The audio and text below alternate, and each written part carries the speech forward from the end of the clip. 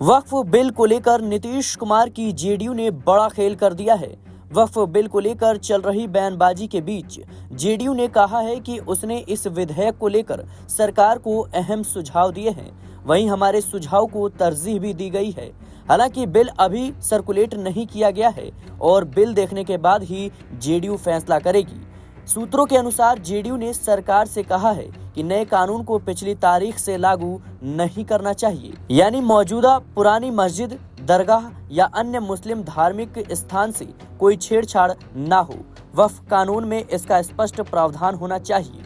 सूत्रों के अनुसार जेपीसी द्वारा सुझाए गए 14 महत्वपूर्ण संशोधनों में इन्हें भी शामिल किया गया है। जेपीसी के सुझाए गए संशोधनों के आधार पर संशोधित बिल को कैबिनेट ने मंजूरी दे दी है, जिसमें महत्वपूर्ण संशोधन यह भी है कि यह पिछली तारीख से लागू नहीं होगा। इसके अलावा इसी तरह राज्य वक्फ बोर्डों में कलेक्टर की बजाय अधिकृत वरिष्ठ अधिकारी को मध्यस्थ का अधिकार देने का संशोधन सुझाया गया है, जिसे कैबिनेट ने मंजूरी दी है। यानी कोई संपत्ति वक्फ संपत्ति है या नहीं, यह तय करने के लिए अधिकारी नियुक्त करने का अधिकार कलेक्टरों के बजाय राज्य सरकारों को देने का संशोधन सुझाया गया है। इससे भी राज्य सरकार की भूमिका बढ़ गई है। सरकार का कहना है कि वक्फ विधेयक में वक्फ संपत्तियों के प्रबंधन, संचालन और निगरानी के लिए कुछ महत्वपूर्ण सुधार प्रस्तावित किए गए हैं। इस विधेयक का उद्देश्य वक्फ संपत्तियों के उपयोग में सुधार लाना है।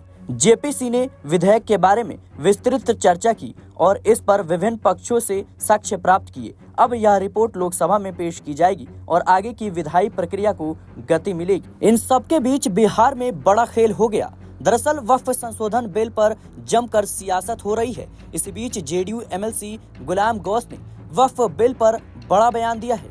उन्होंने कहा कि इस बिल को तत्काल वापस लेना चाहिए, यही देश के हित में होगा।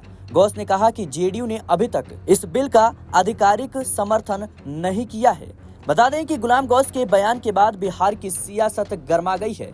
मोदी सरकार के सामने इस वक्त कई चुनौतियां हैं। अब देखना होगा कि क्या मोदी सरकार इस बिल को पास करा पाएगी या फिर नहीं।